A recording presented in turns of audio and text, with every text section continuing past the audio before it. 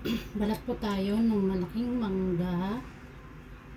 Hilaw pa siya, malutong. Yan natin kung medyo maasim siya. Baka matamis na naman. Kasi dito sa Hong Kong, walang ano dito, maasim na mangga. Kahit nahilaw, matamis. Yung hinahanap ko kasing mangga is yung maasim. Maasim na green mango. So, let's try this one. Laki niya. Grabe, ang laki. Parang kalahating kilo siya.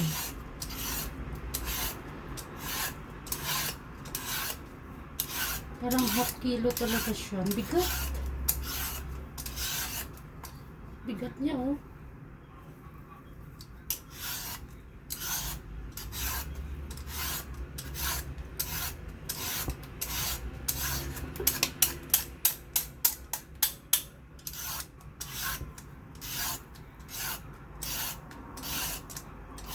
Hindi ko masyadong ano.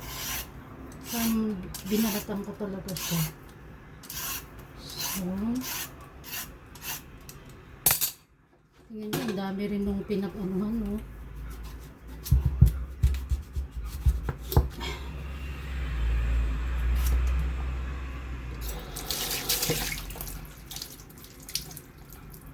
Grabe, laki. Halos hindi ka siya sa plato. Saka yung balat niya, ayan, no?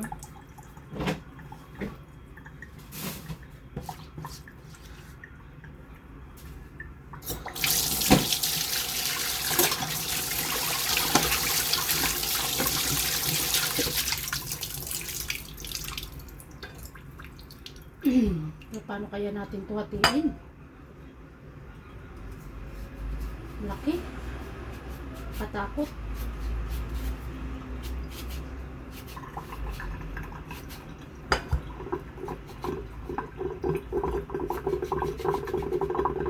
Yan siya, laki niya. Hirap hatiin.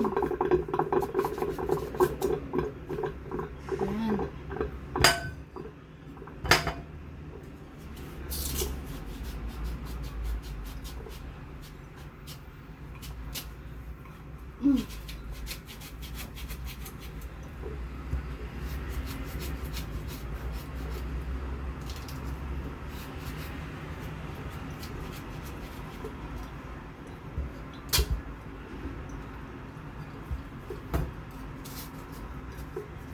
Sa laki po ng mangga, ang hirap niyang hiwain.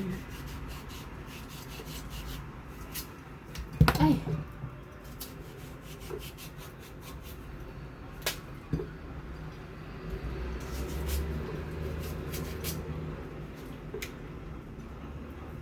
Ito muna.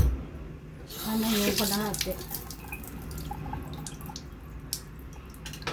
So, ito. Pinawisan ako sa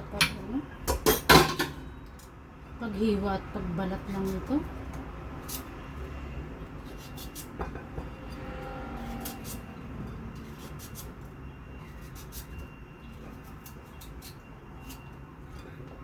Ay!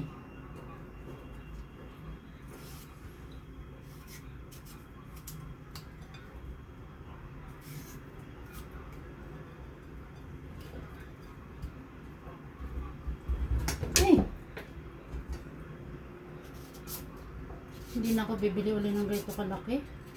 Hirap pala siya balatan.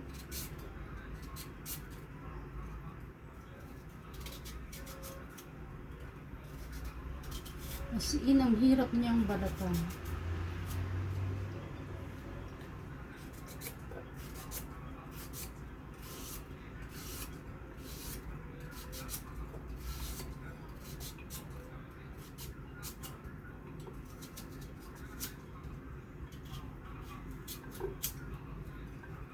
Yan, mamaya naman ulit.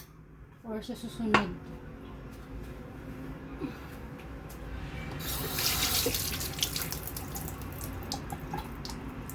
Tapos, ito yung sa Vietnamese ano nila. Sarap ito pang sausaw sa, lalo pag maasim. Ayan, no? Sarap siya.